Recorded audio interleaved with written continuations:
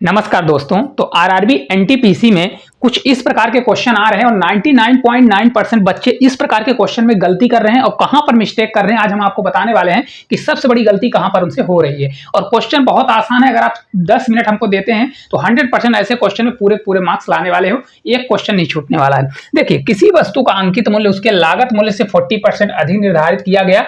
यदि व्यापारी उस वस्तु को अंकित मूल्य से 15% कम पर बेचता है तो उसका प्रतिशत लाभ क्या होगा। देखिए, इस प्रकार के क्वेश्चन में अगर आप समय ज्यादा दे रहे हो तो आपका सिलेक्शन मतलब अभी भी सिलेक्शन से आप बहुत दूर हो। देखिए, ऐसे क्वेश्चन को कैसे करना, देखिए यहाँ पर 40% दिया है और यहाँ पर क्या है 15% क्या कर रहा है, कम कर रहा है। इसके करने के बहुत तरीके, मैं सबसे बेस्ट आपको कॉन्सेप्ट बताता हूँ 100 वाला। 100 वाला कैसे, जैसे मान लीजिए कि आपका सीपी क्या है 100 रुपए, कितना है सीपी, हमने मान लिया कि 100 रुपए इसका सीपी है, ठीक है। अब बोल रहा है कि उसके मूल्य से लागत मूल्य से 40% अधिक मूल्य अंकित करता है। भाई मैंने सीपी 100 रुपए मान लिया, अब 40% अधिक मूल्य अंकित करेगा तो इसका 40% निकालोगे तो 40% कितना होगा, 100 का 40% 40 होता है, तो मतलब 100 में 40 जोड़ूंगा तो कितने रुपए, 140 रुपए का। कितने रुपए में देगा, 140 रुपए में देगा, मतलब उसका निर्धारित कितना मूल्य अंकित कर दिया, 140 रुपए। अब यदि व्यापारी उस वस्तु को क्या बोल रहा है, अंकित मूल्य से 15% डिस्काउंट दे रहा है, मतलब इस पर क्या कर रहा है वो 15% डिस्काउंट दे रहा है। कितना परसेंट दे रहा है डिस्काउंट, 15% डिस्काउंट दे रहा है। देखिए 15% डिस्काउंट देगा तो ये तो आपको लिखना है, तो ऐसा भी लिख सकते हैं। देखिए कैसे, यहां से इसको हटाते हैं, यहां से आप -15% डिस्काउंट ले लीजिए या डायरेक्ट 85% भी निकाल सकते हैं। 15% निकालना, देखिए 140 का 15% कैसे निकलेगा, 15 से 0 आ जाएगा, 15 चौका 60 होगा तो 0 आ जाएगा। देखिए आपका 0 हुआ, 15 चौका 60 होगा तो आपका 0 होगा, ठीक है, 0 हो जाएगा। 15 से एक बार और 60 होगा तो 15 से कितना हो जाएगा आपका 21 हो जाएगा, ठीक है। परसेंट है तो 2 0 कट जाएगा तो ये आपका बचेगा 21। तो अगर 140 में 20 घटाएंगे तो 120 होगा और एक और घटा देंगे तो आपका 119 आ जाएगा, मतलब कितना होगा 119 रुपए हो जाएगा, ठीक है। अब देखिए 100 रुपए की चीज थी, डिस्काउंट देने पर कितने पर बेच रहा है, 119 रुपए पर। तो एक्चुअल में देखिए तो कितने रुपए का प्रॉफिट हुआ, 19 रुपए का प्रॉफिट हो रहा है। कितने का, 19 रुपए का प्रॉफिट हो रहा है। तो कोई भी चीज जब अगर सीपी हमारा 100 रहता है तो अगर 19 रुपए का प्रॉफिट हुआ तो हमारा आंसर भी क्या आ जाएगा, 19% का प्रॉफिट होगा। लेकिन अगर आपको निकालना है तो आप क्या करिए, भाई कितने का प्रॉफिट हो रहा है 19 रुपए का, तो 19 को ऊपर रखिए, सीपी हम हमेशा नीचे जाएगा। सीपी 100 है तो 100 को नीचे और 100 से मल्टीप्लाई करिए परसेंटेज के लिए, तो भी आपका 100 से 100 कट जाएगा, तो आपका 19% इस क्वेश्चन का राइट आंसर आ जाएगा। अब मात्र आपको इस कितने में करना है, इस क्वेश्चन को मात्र आपको कितने सेकंड में करना है, 5 सेकंड में करना है। तो कैसे करेंगे, देखिए इस प्रकार से आप करना है, राइट आंसर 19 हो जाएगा, ठीक है। एक क्वेश्चन और है, उसको मैं करके दिखाता हूं कि 5 सेकंड में आपको कैसे करना है। देखिए अगला क्वेश्चन है, किसी वस्तु का अंकित मूल्य उसके लागत मूल्य से क्या कर रहा है, 35% का क्या कर रहा है, बढ़ा रहा है, ठीक है। अधिक निर्धारित किया गया यदि व्यापारी उस वस्तु को क्या कर रहा है, अंकित मूल्य से 12% क्या कर रहा है, कम कर रहा है। तो सेम क्या करूंगा, सीपी मानूंगा, सीपी हमारा कितना होगा, सेम इसको भी मैं क्या करूंगा 100 करके, ठीक है। ये हमारा दिया है 100, ठीक है। इससे कितने रुपए ज्यादा अंकित मूल्य अंकित कर रहा है भाई, 35%। 35, 100 का 35%, 100 रुपए पर अगर 35% निकालोगे तो 35 ही आता है। 100 में 35 जोड़ेंगे तो कितने रुपए अंकित मूल्य करेगा भाई, 100 रुपए की चीज है, 135 रुपए उसका मूल्य अंकित कर रहा है। अब मूल्य अंकित किया तो इस पर 12% का डिस्काउंट दे रहा है, तो इसका 12% डिस्काउंट देगा, मतलब इस पर 12% डिस्काउंट देगा, छूट दे देगा। तो इसका 12% निकालोगे कितना आ जाएगा, 12 से 5 बार जाएगा तो 12 पंचे आपका 60 हो जाएगा, ठीक है। फिर 12 से 3 बार आपका 36 और 36 6 आपका 42 होगा, तो 42 का 2 लिखिए और कैरी हमारा 4 हो जाएगा, ठीक है। 12 से एक बार 12 और 12 4 आपका कितना हो जाएगा, 16 होगा। कितना हो जाएगा, 16। लेकिन ये परसेंटेज है तो 2 अंक के बाद हमारा दशमलव लगेगा, तो ये आपका 16 दशमलव कितना आ जाएगा, 16.20 आएगा। तो अगर 135 में 16.20 घटाएंगे तो हमारा कितना आ जाएगा, ये आपका आ जाएगा 118। कितना आएगा, 118.8 आएगा।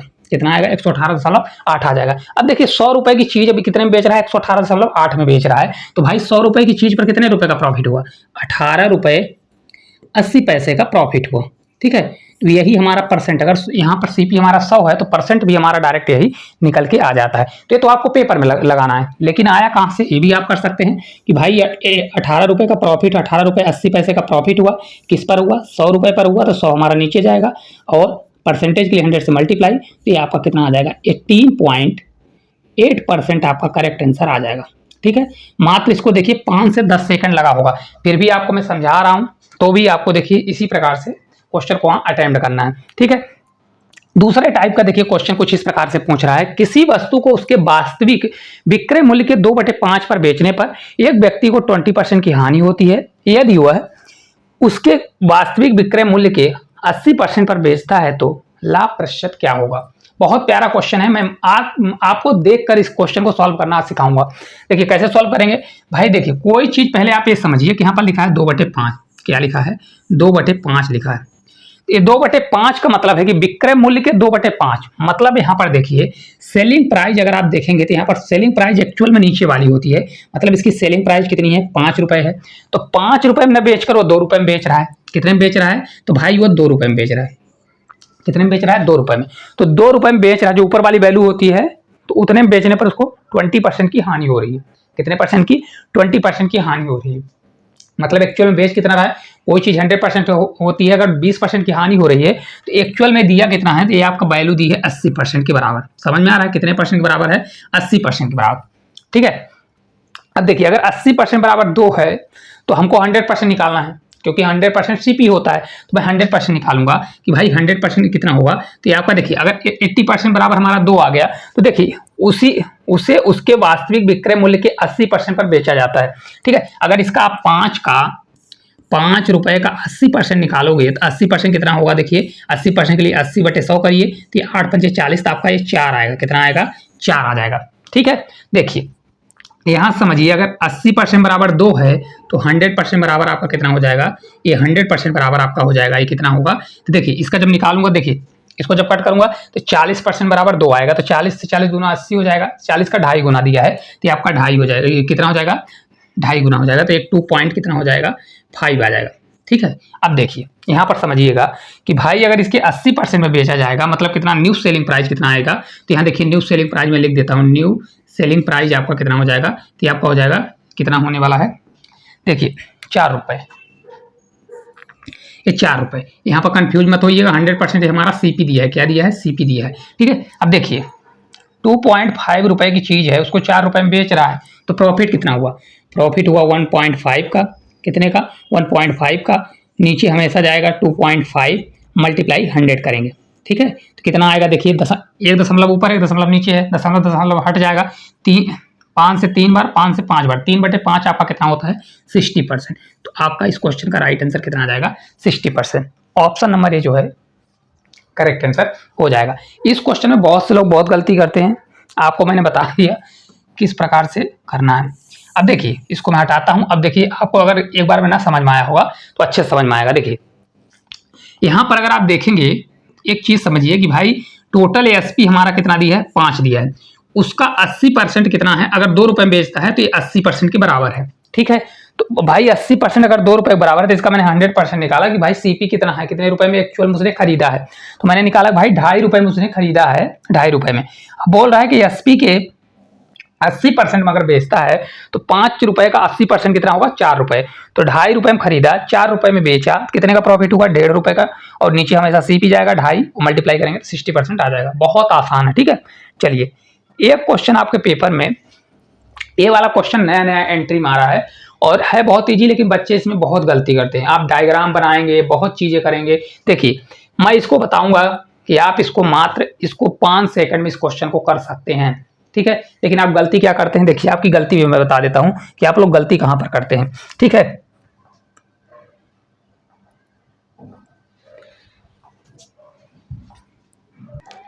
इसका कलर मैं दूसरा कर देता हूं ताकि आपको थोड़ा सा, यहां से एक कलर कर देता हूं। ठीक है, अब इसको छोटा कर देता हूं, कुछ इस प्रकार से आपका डायग्राम बनेगा। इसको भी छोटा कर देता हूं, इसको भी छोटा कर देता हूं। ठीक है, ये हो गया। अब एक चीज देखिए, अगर आप देखेंगे कि इसमें यहां पर दिया है छात्र भौतिक। भौतिक मतलब इसको अगर आप मानते हैं तो इसको फिजिक्स मान लीजिए और इसको केमिस्ट्री मान लीजिए। क्या कर लीजिए, केमिस्ट्री मान लीजिए। अब देखिए यहाँ 60% छात्र क्या है, भौतिक विज्ञान में पास हैं। किसमें, 60%। तो यहाँ पर देखिए पास का भी दिया है। पास कितने हैं, 60% दिए गए हैं।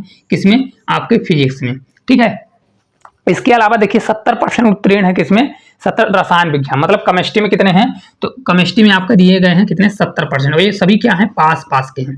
ठीक है, अब देखिए दोनों में अगर आप देखेंगे 20% छात्र दोनों में अनुत्तीर्ण है। अब फैल दिया है, ये आपका भी पास था। अब फैल कितने दिए हैं, तो फैल अगर आप देखेंगे दोनों में 20% फैल दिए गए हैं। कितना है, 20% फैल दिए गए। देखिए कभी भी क्वेश्चन अगर इस प्रकार का क्वेश्चन आता है तो अगर डायग्राम से आप करने जाएंगे तो आपको ये देखिए दोनों पास हैं, ये आपका फैल दिया है। तो पहले या तो फैल करिए या तो पास करिए। तो अगर देखिए इसमें से अगर कोई वैल्यू 100% होती है, अगर 60% पास हैं तो 40% क्या होंगे, फैल होंगे। कितना होंगे 40% फेल होंगे। इसी प्रकार से भी आपके कितने हो जाएंगे 100 में घटाएंगे 30% क्या हो जाएंगे फेल हो जाएंगे। अब फेल फेल का हमारा पूरा निकल के आ गया। देखिए 20% दोनों फिजिक्स और केमिस्ट्री दोनों में फेल है तो ये आपका बीच में आ जाएगा 20%, तो 20% हो गया। अब फिजिक्स बस में कितने हैं 40%, कितने फेल हैं 40%, तो भाई 20 तो फिजिक्स इसमें भी आ गया, 20 ये होगा तो ये 20 हमारा ये हो जाएगा, क्योंकि 20 कितना होगा 40 हो जाएगा, मतलब ये आपका 40 हो गया। 30% केमिस्ट्री में फेल है तो 20% ऑलरेडी ये हो गया, बचा हमारा कितना ये 10% फेल हो गए। कितने हो गए 10%। तो देखिए अब आप क्या करोगे, डायग्राम बनाए फिर इस प्रकार से करोगे। अब देखोगे कितने फेल हैं, तो आपके फेल कितने हैं, फेल कितने हैं भाई फिजिक्स में 20, दोनों में 20 और केमिस्ट्री में 10, तो इसको जोड़ोगे 20 + 20 और +10 करोगे तो आपका 50% क्या हो जाएंगे फेल हो जाएंगे। क्या हो गए फेल हो जाएंगे। हमको पास पूछ रहा है तो कोई चीज़ 100% होती है, अगर 50 उसमें फेल हो गए तो कितने पास होंगे भाई 50% आपके पास होंगे। कितने होंगे 50% पास होंगे। तो ऑप्शन नंबर जो बी है हमारा राइट आंसर हो जाएगा। पर ये सब करने में आपको बहुत समय लगेगा, मैं आपको बताता हूं कि कैसे करना है इस क्वेश्चन को, ठीक है।